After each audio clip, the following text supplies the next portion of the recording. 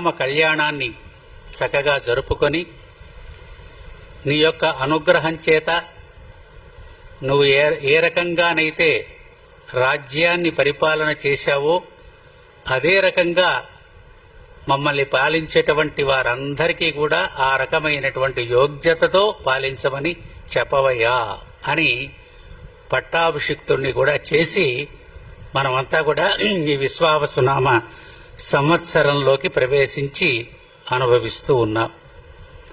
విశ్వావసు అనేటువంటి పేరు మీ అందరికీ తెలిసే ఉంటుంది, చాలామంది చెప్పే ఉంటారు. ఇప్పటికి పంచాంగాలు విన్నాం కదా.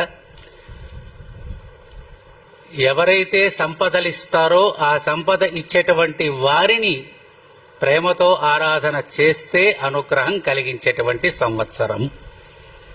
అందరికీ సంపదలు వస్తాయి అని అర్థం అన్నమాట.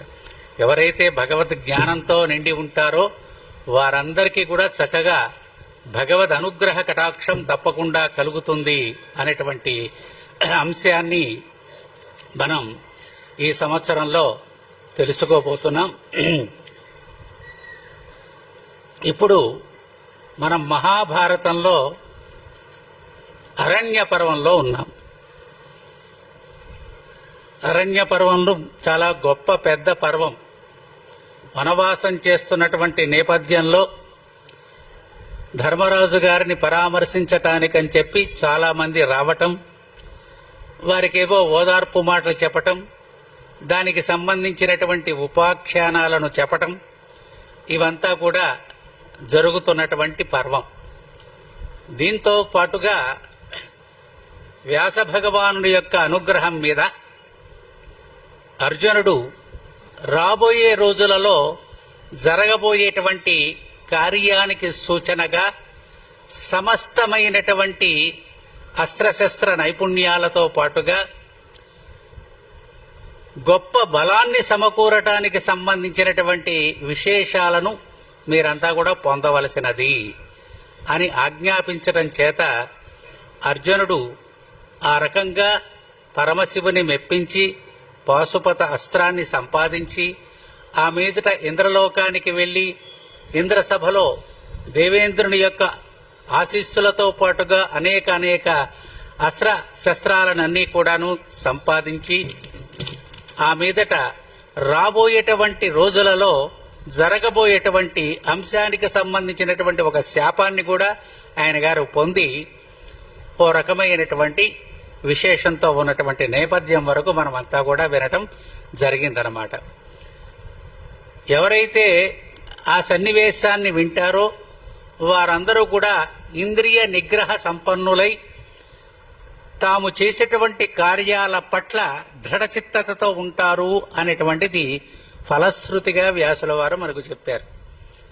ఊర్వశీ సంబంధమైనటువంటి అర్జున సంబంధమైనటువంటి అంశాన్ని విని అర్జునుడులాగా మనస్సును దృఢచిత్తత కలిగినటువంటి వారందరికీ కూడా ఓ మంచి యోగ్యత కలుగుతుంది అని చెప్పి వారికి ఉండేటువంటి మదము కానీ దంభము కానీ విషయాసక్తి కానీ తొలగి శాశ్వత లోకాలకు వెళతారయ్యా మీరంతా అని వ్యాసుల వారు మనందరికీ కూడా ఒక చిట్కాను మనకు అనుగ్రహించారు.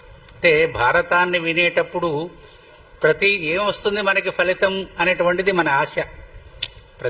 ప్రతి అంశంలో కూడాను మనకేదైనా ప్రయోజనం ఉంటేనే కార్యం చేస్తాం. ప్రయోజనం లేకుండా ఏ పని చేయటం అనేది మానవ నైజం కాదు. ఎందుకనంటే మానవుడు అనేటువంటి వాడు ఆశాజీవి. దానితో పాటుగా దానికి సంబంధించినటువంటి దానిని పొందటానికి ఎలాంటి పనులైనా చేయటానికి సిద్ధంగా ఉండేటువంటి వ్యక్తిత్వం కలిగినటువంటి వారు.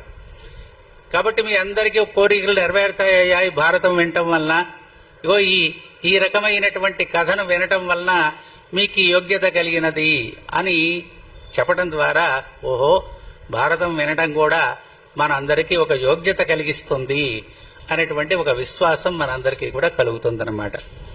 ఎందుకనంటే ఇవన్నీ కూడా ఎవరో సామాన్యులైనటువంటి వారు రాసినటువంటి కథలు కాదు.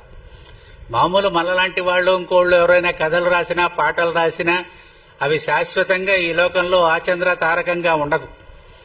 ఆచంద్ర తారకంగా ఉండి వాటిని అనుసరించి ఆచరించేలాగా రాసినటువంటి కావ్యాలు మనం అందరం కూడా పదే పదే పదే పదే చదువుతూ దానిలో ఉన్నటువంటి అర్థ విశేషాలను తెలుసుకుంటూ మన జీవితానికి సమన్వయం చేసుకుంటున్నాం. రామాయణం ఎప్పటి వరకు ఉంటుందండి? చెప్పాడు వాల్మీకి, యావస్తాస్యంతి గిరయః సరితశ్చ మహీతలే తావత్ రామాయణ కథ లోకే ప్రచరిష్యతి. దానికి ఒక స్థిరమైనటువంటి ముద్ర వేసేశాడు. ఏమయ్యా, ఈ లోకంలో కుల పర్వతాలు, నదులు, జనజీవనం ఎంతవరకైతే ఉంటుందో అంతవరకు రామాయణ కథ ఉంటుంది, దాన్ని ఎవరు మార్చలేరు.